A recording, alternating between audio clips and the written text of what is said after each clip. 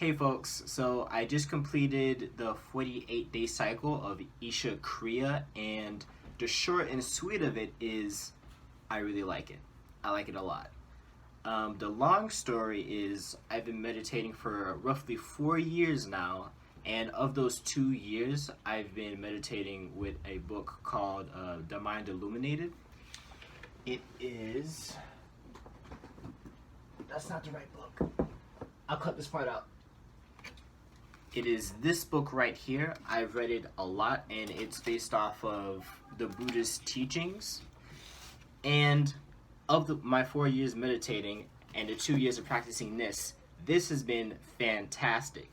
But I rediscovered Sadhguru, and I decided to experiment with Isha Kriya, and I really like Isha Kriya. One reason I like it so much is because it takes a lot less effort to do compared to this, but I got results really, really fast. Like, for this, it would take months to make progress, but doing Isha Kriya, it's only 20 minutes and 48 days. Like, I was genuinely surprised. Even in the first 2 weeks of practicing, I noticed significant changes. One of those changes were I have more control over the body, even though my body may not want to do something. So, for example, if I just wake up, ordinarily I would just stay in bed and not get out because I don't feel like getting out of bed. But doing Isha Kriya, it feels like there's a sense and there's like a distance between me and the body that allows me to do something even though my body doesn't feel like doing it. And it's hard to describe, but it's best described as a distance between you and your body. Another thing is when I do Isha Kriya, like I said, I got faster results, and the distance between my body and having more control is another thing. But the distance between my mind is I don't get bothered as much by little thoughts.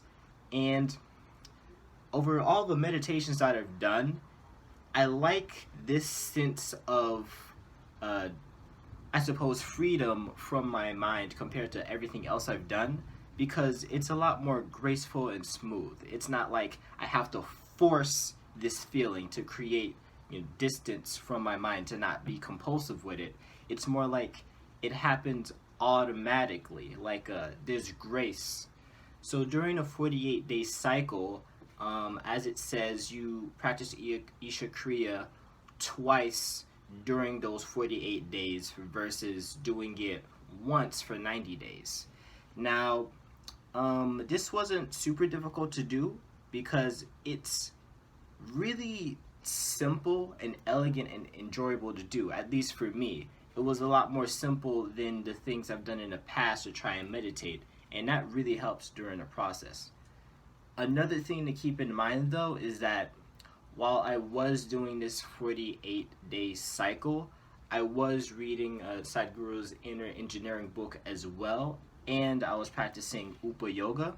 So those are some factors to keep in mind, at least for analyzing my experience, because I was doing Isha Kriya and Upa Yoga and reading a book, and obviously that's a little different than just doing Isha Kriya by itself.